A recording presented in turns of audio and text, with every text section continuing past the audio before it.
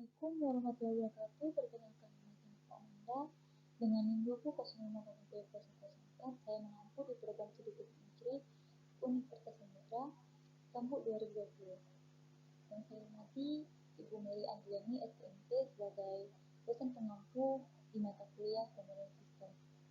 Nah, di sini saya akan mempresentasikan hasil penelitian saya yang berjudul Analisis Pengendalian Kualitas Produk Tukolatiani dengan menggunakan metode Seven Tools. Ini saya akan menjelaskan tentang kualitas, di mana kualitas merupakan salah satu dimensi yang penting pada produk maupun proses. Hal ini akan menunjukkan keunggulan kompetitif dari suatu perusahaan dengan perusahaan lainnya. Hal yang dapat kita lakukan untuk menghasilkan produk yang berkualitas, salah satunya dengan menggunakan pengendalian kualitas. Dalam mengukur seberapa besar tingkat kerusakan pada produk yang dapat diterima oleh UKM Tukolatiani dengan menggunakan batas toleransi dari produk cacat yang dihasilkan tersebut dengan menggunakan metode Seven Tools, di mana proses produksi dikendalikan kualitasnya mulai dari awal produksi pada saat produksi berlangsung sampai proses produksi jadi.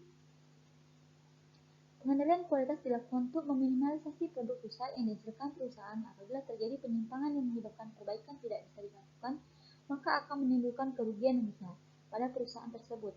Jadi, perusahaan yang tidak memperhatikan kualitas produk, maka perusahaan tersebut akan mengalami banyak kendala sehingga mengalami penurunan penjualan, yaitu kerugian yang besar.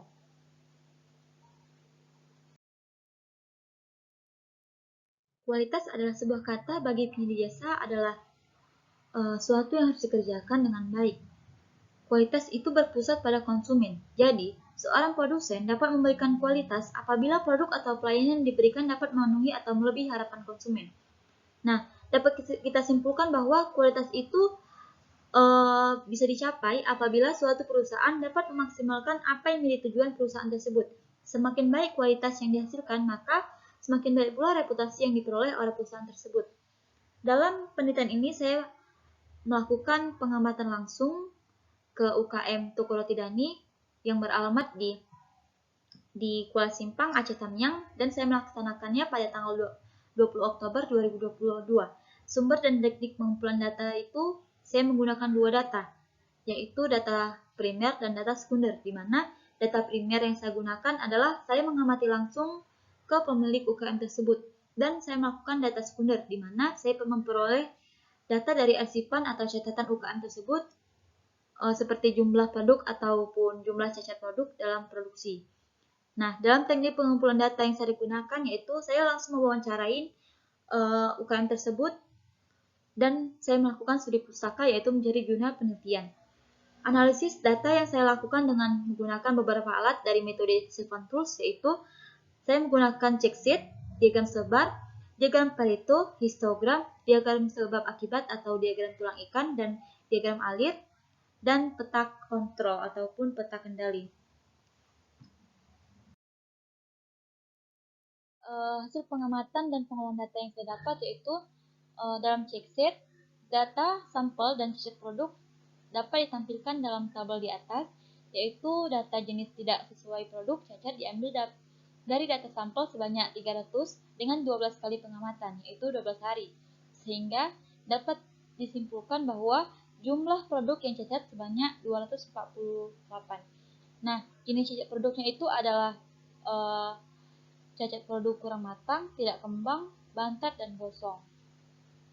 Nah, fishbone diagram. Diagram pengamatan dilakukan dapat diketahui bahwa jenis cacat yang paling dominan pada pembuatan roti tersebut dapat disebabkan dari produk tidak kembang. Penyebabnya adalah faktor mesin, faktor manusia, faktor lingkungan, faktor bahan, dan metode kerja.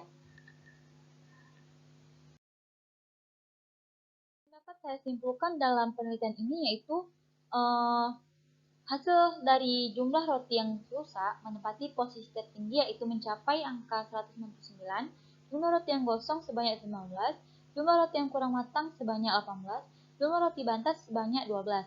Nah, berdasarkan hasil analisis diagram sebab akibat, dapat diketahui bahwa faktor penyebab kerusakan dalam proses produksi yaitu berasal dari faktor kerja, faktor mesin, faktor metode kerja, dan faktor material ataupun bahan baku.